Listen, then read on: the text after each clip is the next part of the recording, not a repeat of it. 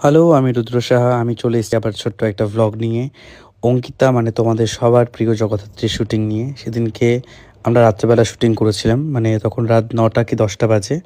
জগদ্ধাত্রীর shooting শেষ করে অঙ্কিতা আমাদের ফ্লোরে এসেছিল। কারণ ওর ছুটি ছিল না, ছুটিও পাচ্ছিল না। বাট আমাকে বলে রেখেছিল বলে ও প্রায় এতটা কষ্ট করে এসেছিল। যাই হোক, মেকআপ মোটামুটি রেডি। মেকআপ করেছিল প্রিয়াঙ্কা, হেয়ার করেছিল হচ্ছে রোহিণী, আর এখানে তোমরা দেখতে পাচ্ছ অরিজিৎ আর সুবীরকে। আমরা শুটিংয়ে থাকবো আর মজা হবে না এটা হতে পারে না। তারপরে আমি যে ভিডিওসগুলো করি দেখতেই পারছো তোমরা।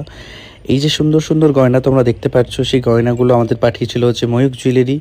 আর এই ব্ল্যাক কালারের শাড়িটা পাঠিয়েছিল আমাদেরকে আজকের নন্দিনী। আজকের নন্দিনী থেকে তোমরা শাড়ি কিনতে পারো, ওরা দারুণ দারুণ শাড়ি বিক্রি করে। আর এই সিঁদুর পরানো ভিডিওটা আমার সবসময় খুব ভালো লাগে, তোমরা জানো এর ভিডিও আলাদা করে একটা আসবে।